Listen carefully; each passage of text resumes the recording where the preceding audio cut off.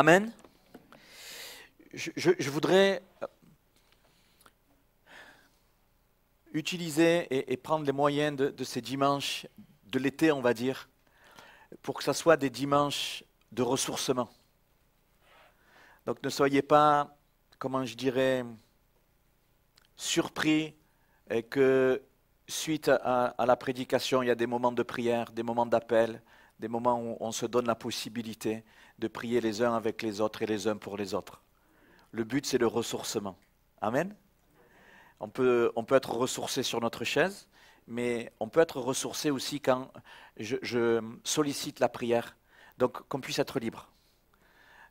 Voilà, c'est pas que les cultes vont durer plus longtemps, pas du tout, mais qu'on ait ça à l'esprit, de se sentir libre, de vivre pleinement ce que le Seigneur met sur nos cœurs au détour de nos matinées de culte.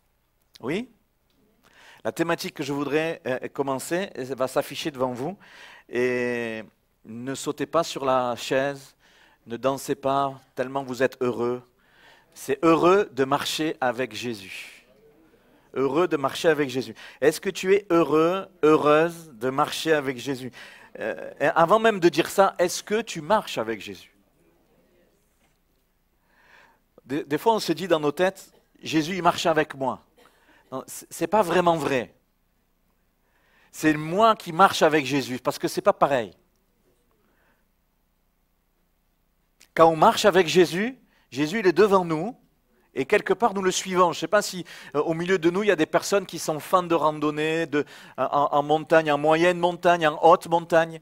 Il y a toujours un guide, et il vaut mieux avoir un guide. Plus vous montez, plus c'est important d'avoir un guide. Donc, normalement, le guide, il marche devant. C'est la définition du guide, non? Vous êtes d'accord avec ça? Si le guide, il est à la traîne, vous allez dire, mais c'est qui ce branque là? C'est quoi ce guide à 2 balles? Le guide, il est devant. Et marcher avec Jésus, Jésus est notre guide. Donc ça veut dire que dans ta vie, celui qui conduit ta vie, c'est Jésus.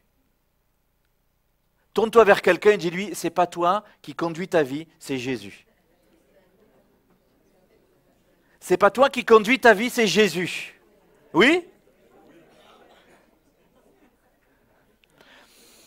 Quand quelqu'un nous guide, qu'est-ce qui se passe?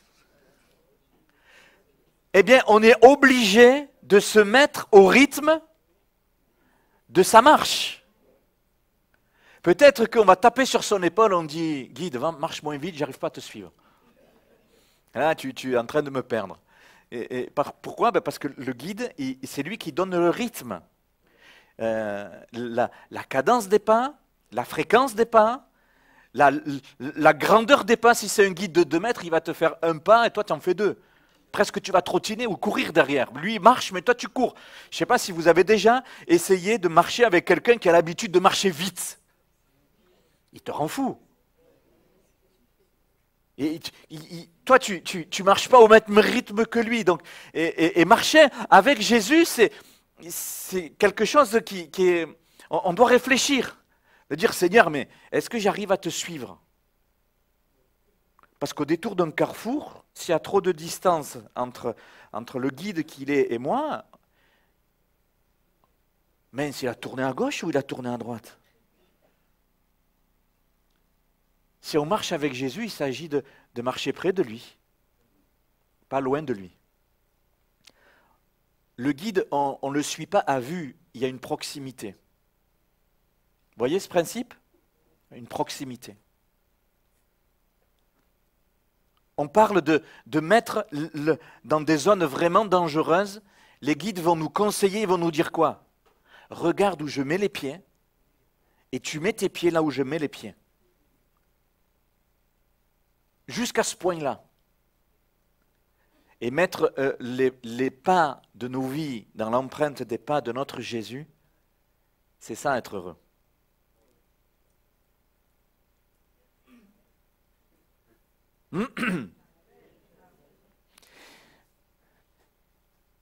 Donc ça veut dire quoi? Ça veut dire que Jésus, lorsque nous marchons avec lui, c'est lui qui donne le timing de ta vie. C'est lui qui décide des points importants de ta vie. C'est lui qui nourrit ta vie, c'est lui qui conduit ta vie, c'est lui qui pourvoit aux besoins de ta vie. C'est clair? On ne fait pas ce qu'on veut. On ne prend pas le chemin qu'on veut.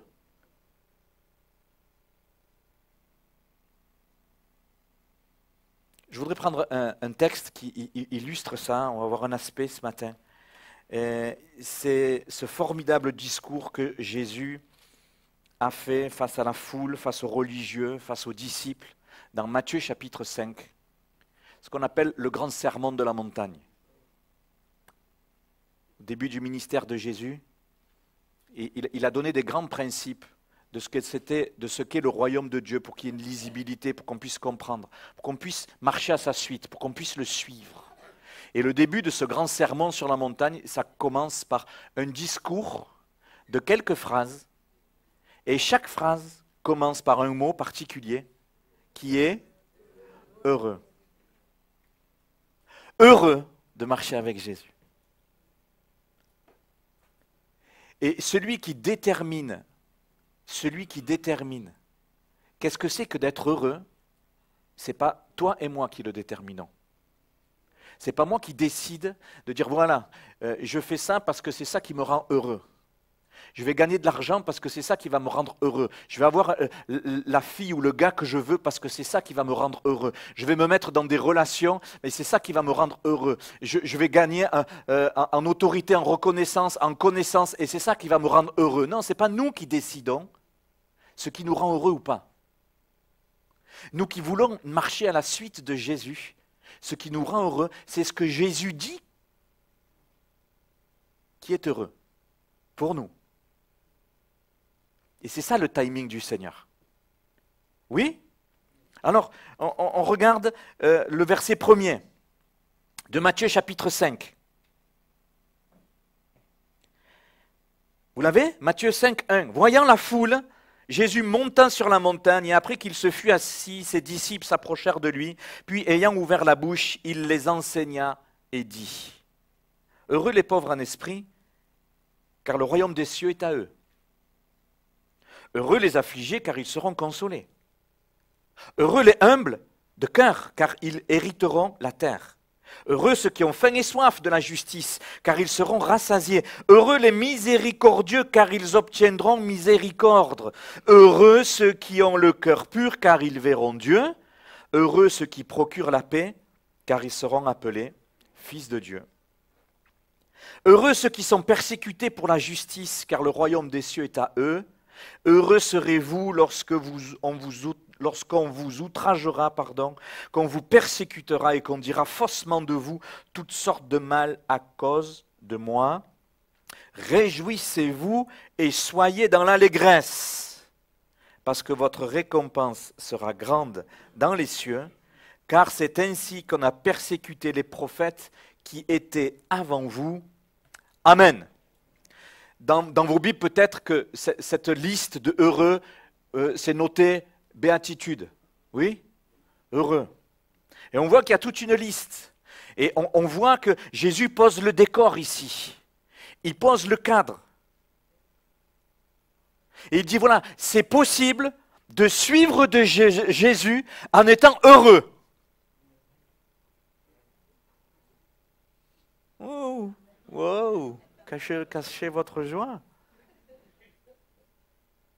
C'est possible de marcher avec Jésus et d'être complètement épanoui. Ouais, je vais à l'église aujourd'hui. On met 3/4 d'heure moins 1 minute pour se lever. On n'est pas très motivé. C'est possible de suivre Jésus, de marcher avec Jésus avec une joie très profonde. Amen. Et Jésus, il pose le décor, et c'est ça qui est extraordinaire avec le Seigneur. Il nous dit, voilà, tu vas me suivre, tu veux marcher avec moi, tu t'es engagé avec moi, mais regarde ce qui t'attend, regarde comment faire. Et dans toutes les années, les dizaines d'années que tu vas suivre, et que tu vas me suivre, que tu vas marcher avec moi, tu vas être heureux. Mais en même temps, il va poser des cadres. Et c'est des choses quand même qui nous rejoignent, c'est des choses qui nous déstructurent dans notre tête. On va voir ce matin le premier heureux. Heureux les pauvres. comment, pauvre et tu es heureux. C'est bizarre quand même. On va voir que ça bug dans notre intelligence, ça fait bugger nos raisonnements. Et le Seigneur nous dit, voilà, le vrai bonheur, c'est d'être pauvre. Mais c'est écrit, on va le voir. Le mot heureux, je ne sais pas si je voulais noter, on va voir ça. Oui, en grec, makarios, ça veut dire béni, heureux. Bon, jusqu'à là, ça va. C'est des personnes bénies par Dieu. Dès que Dieu te bénit, tu es heureux. Ça n'a rien à voir avec tes besoins humains. Ça n'a rien à voir avec ton statut social. Ça n'a rien à voir avec quelque chose de matériel. C'est quelque chose qui vient de Dieu. Ça remplit l'âme. Ouh. Ça nous transcende. Ça nous dépasse. C'est du divin. C'est plus loin que la subjectivité humaine du bonheur. Si on s'interrogeait ce matin et qu'on posait la question, on dit, pour toi le bonheur c'est quoi? Question. On dirait plein de choses. Ah bon, alors il y en a qui disent c'est Jésus, bien sûr, on est en train de parler. Mais humainement parlant, si on prend un micro-trottoir et qu'on dit pour toi le bonheur c'est quoi? La famille, la santé. Combien c'est précieux la santé? Et c'est pas que c'est mauvais. Hein. Quoi d'autre? La paix. Ah ouais, la paix, c'est de l'actualité, c'est vrai. Quoi d'autre? Le succès? L'amour? Les richesses? Avoir un compte en banque où il n'y a plus jamais le moins devant le chiffre? Toujours en positif. Qui est plus de 2 ou 3 zéros sur mon compte en banque. Alléluia. Il y en a que c'est ça le bonheur, humainement parlant. Et c'est subjectif parce que comme on est différent chacun, on a une vision du bonheur qui est particulière et qui est personnelle. Oui ou non? Il y en a qui vont dire, moi le bonheur c'est les enfants. Et ils font 5, 6, 7, 8, 9, 10 enfants. Alléluia. Et c'est leur bonheur. Ils se lèvent à 5 heures du matin, ils se couchent à 1 heure du matin. Et pour eux, c'est le bonheur. Mais nous, peut-être qu'au milieu de nous, on dit, bah, pour moi, c'est pas le bonheur. Hein. J'en ai un ou deux, déjà, j'en peux plus. Mais c'est subjectif. Ok? Mais quand Jésus, il nous donne un cadre que nous venons de lire comme cela, et il dit, le bonheur dont il parle, c'est quelque chose qui vient de Dieu. Ça dépasse l'image ou l'imagination et que nous avons nous-mêmes du bonheur dans notre vie. Oui? Et ce qui est formidable, c'est que Jésus dit que c'est accessible, que c'est disponible. C'est pour tous ceux et celles qui s'attachent à Jésus. Ceux qui disent, je veux marcher avec Jésus. Je veux suivre Jésus. Il y a une bénédiction qui te rend heureux, qui te rend heureuse, qui est liée à ce choix.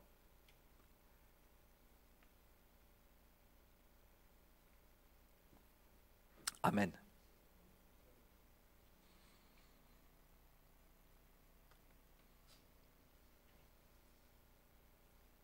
Donc il s'agit d'un bonheur qui ne dépend pas des circonstances de vie, mais d'un bonheur intérieur de l'âme. Vous savez qu'il y a des personnes qui ont tout pour être heureux, comme on dit, puis on apprend des faits divers, la personne elle s'est suicidée. Mais qu'est-ce qui se passe? Ben parce que le bonheur humain, eh bien, ne remplit pas forcément le besoin de ton âme. La Bible dit que l'âme de l'être humain, il est insondable. Il n'y a que Dieu qui peut le remplir. Donc, le bonheur, bibliquement parlant, que l'on partage là ce matin, ça ne dépend pas des circonstances de vie, mais d'un bonheur intérieur de l'âme. C'est un bonheur surnaturel qui vient du cœur de Dieu. Et là, tout le monde est au taquet. Il dit, moi, c'est ça que je veux. C'est ça notre quête. Au-delà de venir à l'église, ma quête, c'est recevoir de toi cet épanouissement qui, quelle que soit la situation de ma vie, va remplir mon âme d'une joie et d'une plénitude extraordinaire. C'est pour ça qu'on touche du doigt des personnes que l'on rencontre, qui vivent cela. C'est des personnes qui peuvent être malades, et pourtant elles sont heureuses. Elles peuvent avoir vécu une histoire de vie de malade, avoir rencontré des personnes qui sont pour elles hautement toxiques, qui les ont détruits émotionnellement, et en même temps, avoir un cœur complètement épanoui. Et puis tu discutes avec ces gens-là et tu dis, mais oulala, mais c'est un truc de fou. Comment ils font pour être comme ça? Ben, c'est le heureux selon Jésus. C'est ça qui nous intéresse. Et je prie pour que ces moments servent à ce que dans notre cœur, nous soyons éclairés et ressourcés dans ce que le Seigneur veut pour ta vie. Le Seigneur veut que tu sois heureuse comme cela, d'un bonheur surnaturel qui vient de Dieu. Amen. Alléluia. Alors je voudrais qu'on regarde juste ce matin cette phrase. J'ai planté rapidement le décor. Qu'on regarde juste cette phrase qui nous, vraiment, nous rejoint et nous interpelle. Heureux les pauvres en esprit, car le royaume des cieux est à eux.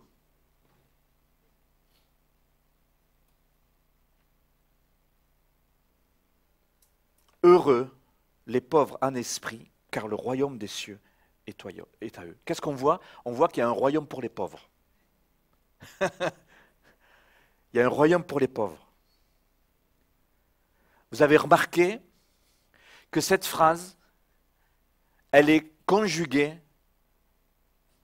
à quel temps? Ceux qui ont passé les examens, là. Les primaires, ceux qui sont au CP, cette phrase, elle est conjuguée à quel temps? Ils sont où les enfants ici? Mais les adultes, c'est pas à vous que je m'adresse. Est-ce qu'il y a des enfants au milieu de nous? La phrase, elle est conjuguée au présent. Ça veut dire que maintenant, le royaume des cieux, c'est pas demain. C'est pas quand tu auras atteint une maturité quelconque. C'est pas quand tu auras eu, à partir de 15 ans de baptême, le heureux, tu vas le vivre. Courage. Plus que 14 ans et 5 mois. Non, non, non, pas du tout. C'est présent. Heureux les pauvres en esprit, car le royaume des cieux est à eux. Il est à toi ici et maintenant, à cet instant précis. Jésus dit, voilà, il est à toi. Le royaume est à toi. Il est actuel. Il est disponible. Il est possible. Et c'est quotidien. Tous les jours. Demain, le royaume de Dieu est à toi. Mardi, le royaume de Dieu est à toi. À ton travail, le royaume de Dieu est à toi. Où que tu sois, le royaume de Dieu est à toi. Oh, aïe. Gloire à Dieu. Est-ce que nous voulons croire à cette réalité? Et Jésus commence par cette réalité-là. Et il commence par un paradoxe que j'ai commencé à vous dire. Heureux les pauvres en esprit, car le royaume des cieux est à eux. Quand on dit royaume, on pense à roi. Quand on parle de royaume, on pense à royauté, à famille royale, des princes, des princesses. Généralement, quand on parle de royaume et de roi, avec des reines, on pense à l'argent, ils sont riches. Un roi est riche, même à aujourd'hui. Même s'il ne règne pas, il est riche, il a un héritage. Bon. Et Jésus, il dit, voilà, les pauvres ont un royaume. Les pauvres sont riches. Vous voyez le bug qu'on a besoin de faire? La mise à jour, là. Tac. Dans ce monde, les pauvres, ils sont pauvres. Et ils n'ont rien, surtout pas un royaume. Mais avec Jésus, les pauvres, ils sont riches. Est-ce qu'on accepte d'être riche? Non, moi, je veux bien être pauvre. Hein? Moi, je veux bien être pauvre. Seigneur, si tu dis que je suis pauvre, moi, ça me va. Si tu dis aussi que j'ai un royaume, alléluia. Et en disant ça, Jésus, il interpelle le peuple Il interpelle les religieux, il interpelle tous ceux qui l'écoutent. Les religieux, là, la foule, ils ont soif d'un leader. Et en Jésus, ils voient un leader qui va les délivrer de l'oppresseur romain de l'époque. Ils ont besoin d'un chef religieux, ils ont besoin d'un chef de guerre, quelqu'un de charismatique, quelqu'un qui va faire lever et galvaniser les foules et pour les libérer. Mais ce n'est pas ce que Jésus vient faire ici. Jésus attire leur attention et il dit voilà, il commence par le domaine du matériel. Quand on parle de pauvreté, dans le monde physique, de suite ça nous intéresse. De suite ça attire notre attention. Pourquoi? Parce que ça nous projette. Et Jésus fait souvent comme cela dans les évangiles. Il parle de quelque chose dans le monde physique pour expliquer quelque chose de spirituel. Et Jésus, il dit cela pour interpeller et attirer l'attention de tous ceux qui l'écoutent. Mais on sait très bien que lorsque ici, Jésus, il dit « le royaume des cieux est à eux », ce n'est pas un royaume physique. C'est spirituel. D'ailleurs, Jésus le dira face à Pilate, lorsqu'il va être arrêté. Et il lui dira, regardez, c'est interpellant, il dira, mon royaume, il n'est pas de ce monde, répondit Jésus. Si mon royaume était de ce monde, mes serviteurs auraient combattu pour moi. Ils auraient fait la guerre pour moi, afin que je ne sois pas livré aux Juifs. Dans d'autres endroits, de la parole de Dieu, il est noté que le royaume parle de choses à venir. Le royaume de Dieu, ça nous fait penser au ciel. Le royaume de Dieu, ça nous fait penser à quelque chose qui est dans le futur. Il est question des fois d'entrer dans le royaume de Dieu, de prendre le repas avec Dieu dans le royaume, lorsqu'on sera avec lui dans le ciel pour l'éternité. Quand on parle du royaume de Dieu dans nos têtes, la majorité du temps, on pense au paradis. Donc tu es sur la terre, tu galères, mais si tu es gentil, si tu fais tout bien, tu iras peut-être au paradis. Mais là, Jésus, dans notre texte, il ne dit pas tout ça. Il dit, voilà, le royaume de Dieu, c'est ici et maintenant. Le royaume de Dieu, c'est pour les pauvres et c'est ici et maintenant. C'est disponible, c'est accessible et c'est tous les jours. Donc le royaume de Dieu, c'est tout ça. C'est pour plus tard, mais c'est aussi ici et maintenant. C'est pas physique, mais c'est spirituel. On comprend tout ça? Et c'est très important. Paul le redira dans Romains chapitre 14, verset 17. Le royaume de Dieu, ce n'est pas le manger et le boire. Ce n'est pas physique. Mais c'est la justice, la paix, la joie par le Saint-Esprit. C'est dans l'âme. L'œuvre de Dieu, ça peut agir dans le physique. Mais ça agit d'abord au-dedans de nous. Notre âme a besoin de paix. Notre âme a besoin de joie. Notre âme a besoin de bonheur. Heureux. Heureux. Et marcher avec Jésus, ce que Jésus a prévu pour tous ceux et celles qui marchent avec lui, c'est la paix, la joie et le bonheur. Donc si dans ta tête tu es tiré vers le bas, il faut que tu fasses une mise à jour ce matin. C'est clair tout ça? Si tu es troublé, ça ne vient pas du Seigneur. Si tu es ramené à tes échecs, ça ne vient pas du Seigneur. Si les écarts de ton caractère te font rappeler que tu es dans un corps humain et faillible, ça ne doit pas te faire oublier ce que Jésus veut pour toi.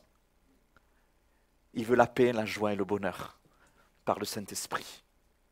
C'est un royaume spirituel et il est dans nos cœurs. Alléluia. Donc c'est ce royaume qui est pour les pauvres.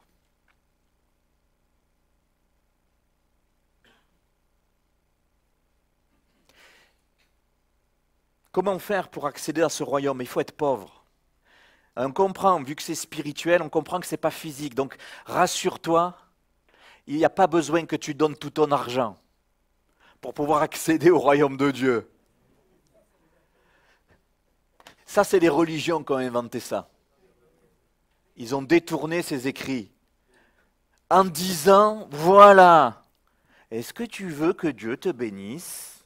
Est-ce que tu veux être heureux? Donne-moi tes sous. Parce qu'il faut que tu sois pauvre. Mais Jésus ne dit jamais ça. Parce que le royaume de Dieu, il est spirituel. Il n'est pas matériel. Oui?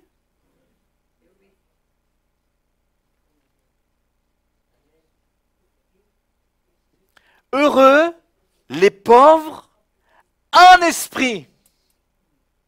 Heureux les pauvres en esprit.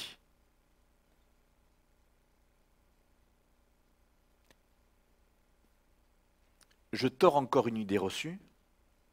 Ça n'a rien à voir avec ton QI. Ou ça n'a rien à voir avec ton quotient intellectuel. Ça n'a rien à voir avec ton niveau d'études. Ouf. J'entends tous les manuels qui disent « Ah, alléluia, moi j'ai pas fait bac plus 10, hein, parce que je suis manuel, je ne suis pas intellect. » Ça n'a rien à voir avec l'intellectuel humain. Heureux les pauvres en esprit. C'est quelque chose qui nous parle de notre état de cœur. Un état de cœur qui reconnaît que Seigneur, j'ai besoin de toi. C'est ça un état de cœur qui nous permet d'accéder à ce royaume. Alléluia. Donc ça veut dire quoi? Ça veut dire que chacun de nous peut accéder à ce royaume. C'est ouvert à tous. C'est ouvert à tous. Il faut juste avoir cet état de cœur. Dire Seigneur, je reconnais que ce qu'on partage là, je ne l'ai pas. Je ne l'ai pas assez. Je le veux plus. Amen. Le mot pauvre ici, heureux les pauvres en esprit, Jésus utilise un mot particulier du mot pauvre. Dans le grec, c'est, il faut le dire avec moi, il faut m'aider, ptokos. Il y a des mots zarbi comme ça, hein. Heureusement que déjà le français c'est dur, mais... Et ça veut dire tout simplement mendiant. Heureux les pauvres en esprit, ça veut dire heureux les mendiants en esprit. Mais qu'est-ce que ça veut dire? Et en fait, il faut regarder qu'est-ce que ça veut dire le mot mendiant. Le mendiant, c'est quoi? Jésus utilise ce mot pour décrire le dénuement d'une personne qui doit mendier pour subsister. C'est quelqu'un qui, par son état, ne peut pas par elle-même pourvoir à ses propres besoins. Ça veut dire que le mendiant, il a besoin de la bonté, la gentillesse de quelqu'un d'autre pour pouvoir subvenir à ses besoins. C'est ça la mentalité du mendiant. La mentalité du pauvre en esprit, c'est quelqu'un qui accepte que si Dieu ne vient pas me donner quelque chose que j'ai besoin, je ne l'ai pas. Ça m'est inaccessible. C'est ça la mentalité du mendiant. C'est la définition du mendiant. C'est quelqu'un qui ne possède pas et qui a besoin de se tourner vers quelqu'un pour le secourir.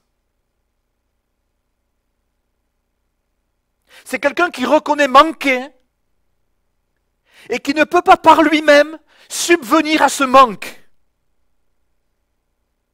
Mais qui en plus accepte de mendier.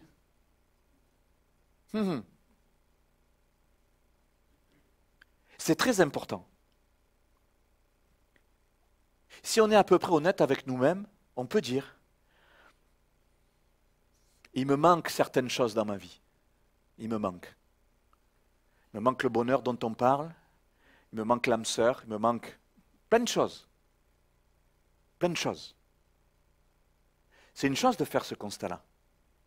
Mais la mentalité du mendiant, ce n'est pas seulement cette capacité de faire ce constat. La mentalité du mendiant, c'est quoi? C'est accepter de tendre la main et de dire « j'ai besoin ». J'ai besoin.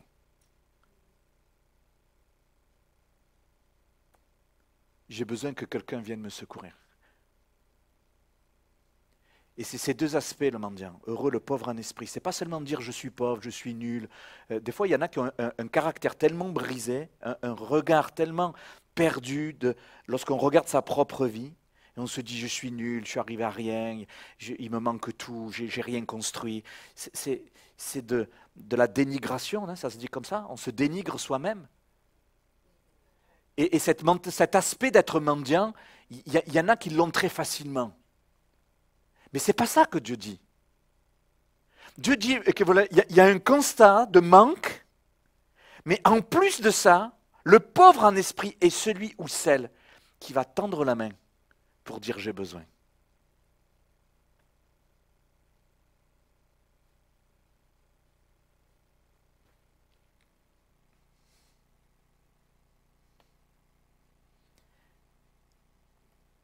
La joie de Dieu, ce bonheur que Dieu veut planter dans nos cœurs, dans notre marche avec lui, il faut qu'on ait cette mentalité du mendiant. Dire Seigneur, j'ai besoin. Vraiment, j'ai besoin de toi. J'ai besoin que tu interviennes. Dans le secret de notre cœur, de se reconnaître mendiant vis-à-vis du Seigneur. Je manque. J'ai besoin de toi, Seigneur. Je tourne mes mains vers toi pour saisir ce que tu as à me donner. Mais pour que tu vois que j'ai besoin, je tourne mes mains vers toi, Seigneur. C'est une mentalité où le mendiant, il ne peut rien échanger, il n'a rien. Il ne peut rien négocier, il n'y a rien.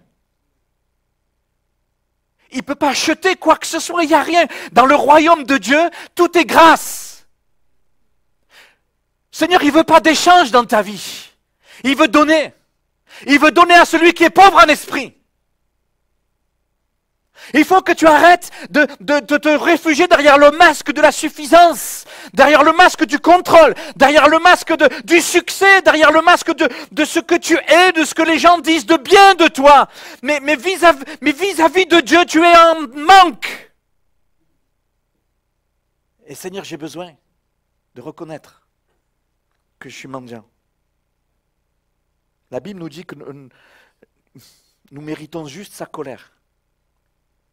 À cause de notre cœur dur, nous méritons juste à cause de nos péchés. Nous sommes démunis, nous sommes des mendiants dans le royaume de Dieu.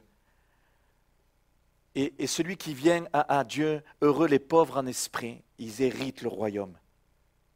C'est avec cette mentalité de cœur. Nous comprenons? Rappelez-vous de ce mendiant dans Actes des Apôtres. Je ne l'ai pas noté. Acte 3, il y avait un homme boiteux de naissance qu'on portait et qu'on plaçait tous les jours à la porte du temple appelé Label pour qu'il demande l'aumône à ceux qui entraient dans le temple. Il y a Pierre qui monte au temple, vous vous rappelez? Pierre et Jean. Le mendiant, il était là pourquoi? Il était là pour mendier. Il mendiait pourquoi? Parce qu'il n'avait rien. Mais en même temps, il était exposé à la porte du temple. Tout le monde savait qu'il était mendiant. Ah, lui, il est mendiant. On ne connaît pas le nom, on connaît juste ce qu'il est, il est mendiant. Mais le texte dit, alors qu'il mendiait, c'est-à-dire que, alors que tout le monde savait qu'il avait besoin. Il y a autre chose de supplémentaire qu'il a, il y a un aspect supplémentaire, une perle supplémentaire. Le texte nous dit qu'il regardait, alors qu'il faisait l'aumône, il regardait attentivement, s'attendant à recevoir de quelque chose. La mentalité du mendiant, ce n'est pas seulement faire un constat de pauvreté de nos vies ou d'échec. La mentalité du mendiant, ce n'est pas seulement tendre la main et que tout le monde voit qu'il y a un besoin. Mais la mentalité du mendiant, c'est en même temps qu'il y a cela, il y a aussi cette attitude de cœur qui s'attend à recevoir. Heureux les pauvres en esprit, ils hériteront le royaume. Il ne suffit pas que tu viennes dans celui en disant moi je manque de quelque chose. C'est bien, mais ce n'est pas suffisant. Il ne suffit pas que tu viennes dans ce lieu en disant, Seigneur, je tends la main vers toi et j'ai besoin que tu me donnes. C'est bien, mais ce n'est pas suffisant. Il faut qu'il y ait cet état de cœur qui dit, Seigneur, mais je viens, mais je m'attends aussi à recevoir. Je m'attends à recevoir de toi. Et c'est cette mentalité de ce boiteux qui était à la porte du temple. La mentalité du mendiant, du pauvre en esprit. Et Pierre et Jean, qu'est-ce que le texte dit? Les regardant, voyant qu'il s'attendait à recevoir, voyant qu'il avait la foi, au nom de Jésus, lève-toi et marche. À cet instant précis, le royaume de Dieu a été dans sa vie.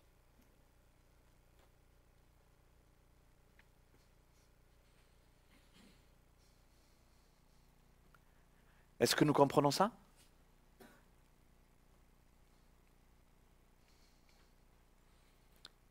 Dit autrement, psaume 34, quand un malheureux crie, l'Éternel entend et il le sauve de toutes ses détresses. Là aussi, cette promesse, elle est au présent.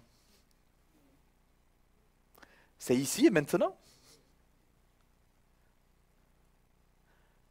Je suis avec l'homme contrit et humilié, là aussi, c'est du présent. C'est maintenant. C'est pour chacun.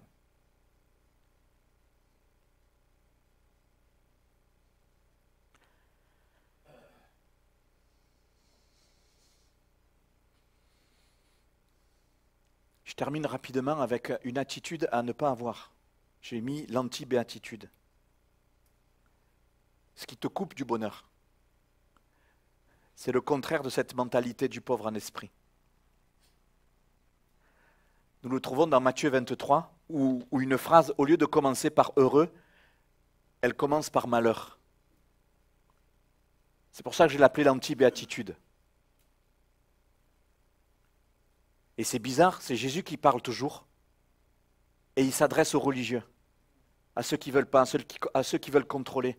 Malheur à vous, vous fermez aux hommes le royaume des cieux. Vous voyez ce même royaume. Les hommes religieux, ils le fermaient, alors que Jésus, il est venu pour l'ouvrir. Et bien sûr, ils ont refusé Jésus, ils ont voulu le tuer. Vous n'y entrez pas vous-même. Sous-entendu, vous ne voulez pas y entrer. Vous refusez celui qui est appelé la porte, Jésus, la porte du royaume. Et vous n'y laissez pas entrer ceux qui veulent entrer. C'est terrible. Ces hommes-là, c'est quoi? Pourquoi Jésus les traite de cette manière-là?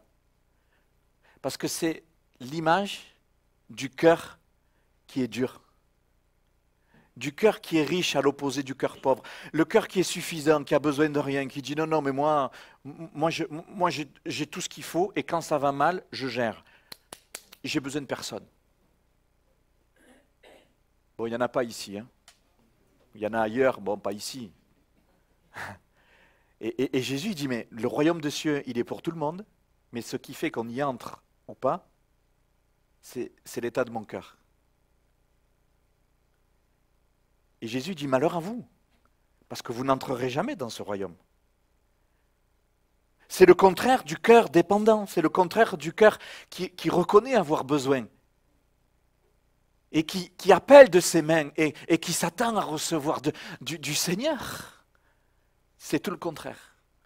C'est le cœur orgueilleux, c'est le cœur qui contrôle, c'est le cœur qui refuse de faire confiance. Et c'est bizarre parce que dans nos vies, des fois, il y a des deux. D'une main, on crie au Seigneur, on veut que le Seigneur nous donne, et puis de l'autre main, on contrôle, on tient, on retient. Non, ça, je le veux pour moi. Seigneur, je veux ça, mais ça aussi. Non, Seigneur, les deux. Et des fois, il y a des deux. Sous certains aspects de notre vie, quand le Seigneur vient vraiment mettre le point là où tac, il faut relâcher, on veut garder. Malheur! Tu t'endurcis. Je prie pour que ce ressourcement dont le Seigneur veut nous faire profiter s'accomplisse avec un cœur qui relâche tout devant le Seigneur. Seigneur, j'ai besoin d'être renouvelé par toi. Je le reconnais, je te le dis, et je m'attends à recevoir de toi. Le royaume des cieux est pour ceux qui est ici et maintenant, qui ont cette attitude de cœur. Amen. Si on le dit autrement, notre résistance et notre orgueil nous ferment les portes du royaume. C'est nous qui les refermons. Ce n'est pas le Seigneur. Donne-moi de ne pas tomber dans ce piège. Alléluia. Une lecture pour finir, pour illustrer cela.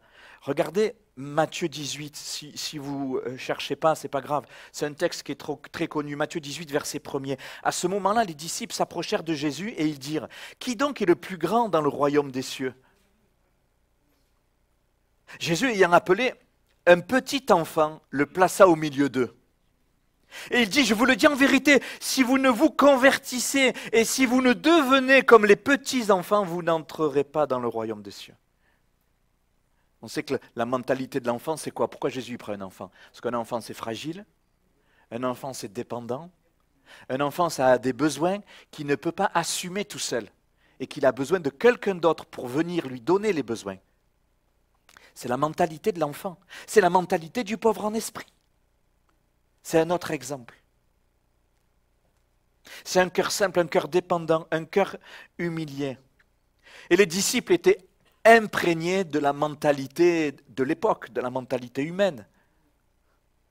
Ils étaient imprégnés de ce que notre société nous transmet. Tu es quelque chose si tu as une fonction importante. Tu es connu et reconnu des autres si tu sers les autres. Mais avec le Seigneur, ce n'est pas ça. Avec le Seigneur, ça n'a jamais été ça.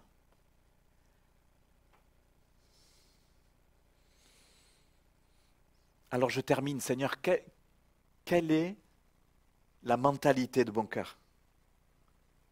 Est-ce que je veux être pauvre en esprit devant toi? Accepter mon manque et venir à toi pour que tu m'approvisionnes, c'est ça être heureux? Ou alors je gère, je contrôle, je reste fermé, je résiste, et j'autorise à Dieu de me bénir seulement dans quelques domaines de ma vie, le reste, je garde pour moi. Mais c'est notre combat à tous, mes amis. C'est notre combat à tous. Et le Seigneur voudrait qu'on baisse la garde. Le Seigneur veut nous amener à changer notre théologie, notre manière de croire. Et regardez le verset 3 de notre dernier texte de Matthieu 18. Il dit, je vous dis en vérité, si vous ne vous convertissez pas et si vous ne devenez comme des petits-enfants. Ça veut dire quoi? Ça veut dire que les disciples avaient une part à faire. Jésus dit, il faut que tu deviennes comme un petit enfant. Ça veut dire qu'il faut que tu changes ta mentalité. Il faut que tu deviennes un petit enfant dans ta manière de raisonner lorsque tu es en relation avec ton Jésus. Il faut qu'on arrive à avoir cet exercice. Dans le monde, je suis un homme mature, un homme qui organise, un homme qui sait, un homme qui voit, un homme sur qui on s'appuie pour organiser et trouver secours. Mais dans ma relation avec toi, Seigneur, je suis un petit enfant. Parce que dans ma relation avec toi, je suis dépendant de toi, Seigneur. Et Jésus il dit à ses disciples, il faut que tu deviennes mentalité petit enfant. Et c'est une manière de vivre, c'est un choix, c'est un comportement à avoir devant Jésus. Il faut que vous deveniez petit enfant. Verset 4, c'est pourquoi quiconque se rendra humble comme ce petit enfant sera le plus grand dans le royaume des cieux. Regardez, il va se rendre humble. Là aussi, Jésus dit, mais les gars, c'est à vous de jouer, c'est à vous de choisir. C'est à vous d'orienter votre manière de fonctionner, votre manière de croire, votre manière de vivre la foi. Il faut que tu deviennes petit enfant. Il faut que tu te rendes humble. Comment on fait pour se rendre humble? C'est un choix. C'est une manière de vivre, c'est une manière de penser. Combien on a besoin d'être impacté par le Saint-Esprit? Dire, Seigneur, inculque en moi cette mentalité. Je veux recevoir de toi. Être heureux selon toi. On ferme nos yeux.